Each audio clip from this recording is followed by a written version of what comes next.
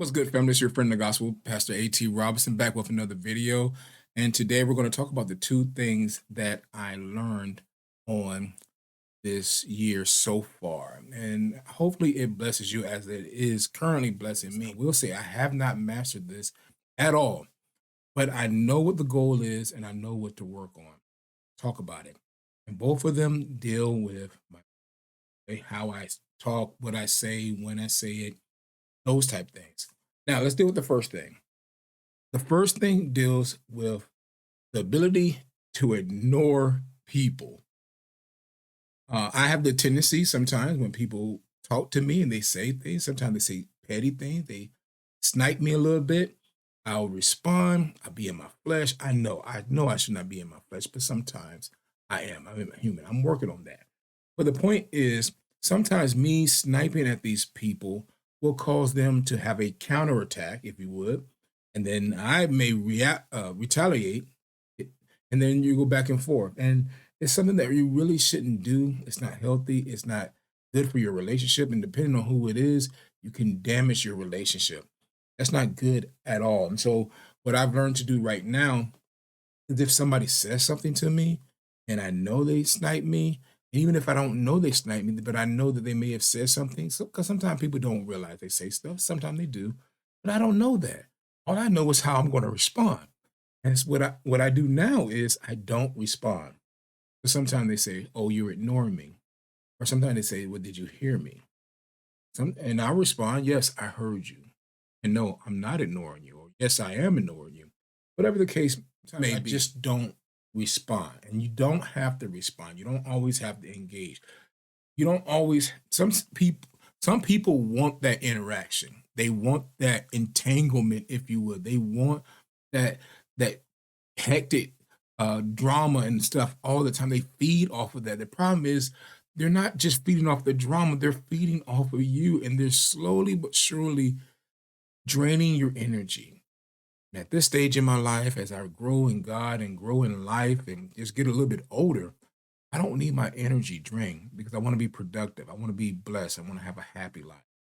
So sometimes people will say stuff and I'm just not going to respond. So I'll ignore them. The second thing deals with this thing that I saw in Abbott Elementary, and I deal with this problem. I'm a communicator. I talk. I like to talk, and I realize I like to hear myself.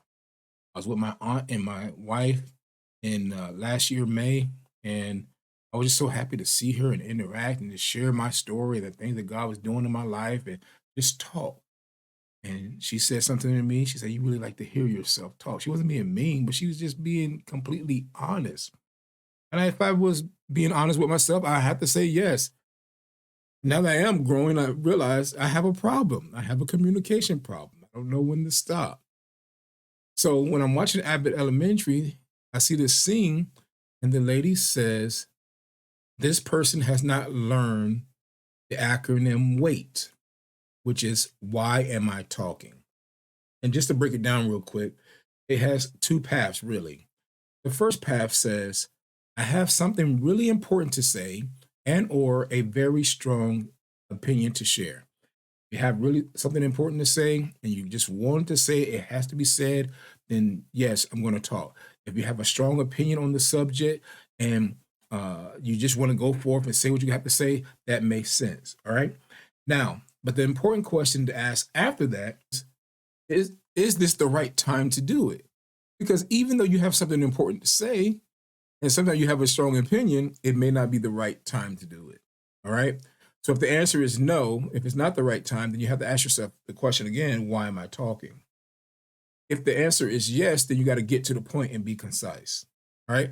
So let's work the second half, right? The next question is the next point it says is I have an on topic contribution. I am guilty of that. Sometimes I don't stay on topic. I don't stay where I'm supposed to do. Sometimes even when I'm preaching, Lord forgive me, I hear something or I feel something else. And before I can finish the line of what I'm saying, my mind takes me to the next place without finishing the thought of what I was supposed to say. And so I get off topic a lot. And so this is what I'm working on. I'm talking about me. Maybe it helps you. It says, I have an on topic contribution. Okay. Now, yes, you have an on topic contribution. The question is now, is it your turn? If the answer is no, if it's not your turn to talk, then why are you talking? I was guilty of this just the other day. I saw some friends I haven't seen in like 7 years. And just like with my aunt, I found myself talking. And I was so upset with myself after I left them and I got back on the road. And I was so upset because I really felt like I dominated the conversation and did not give them the space. And not even if they wanted the space, they may have just wanted to go home. It was after a service and it was getting cold and stuff. And I was like, man, I just got a little excited and I wanted to talk and tell what God was doing in my life. So it's not always the time to testify. It ain't always testify a testimony service. And so, is it your turn? No. So why are you talking? If it is your turn, then yes. Okay. So here's the next question that you have to ask. If it is a yes, then you have to say to yourself, did someone else make this contribution already?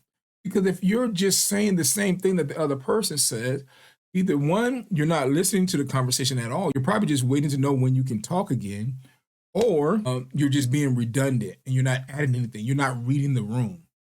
And so the question is, if someone else has already made this contribution to the conversation, you have to say, yes, they did. Why am I talking? If they did not make the contribution, no one else has made this contribution, and you are on topic and it is your turn to talk, then you must be concise. In all these things, I must be concise. Get in, get out, say what I need to say. So it's wait, the acronym wait. Why am I talking?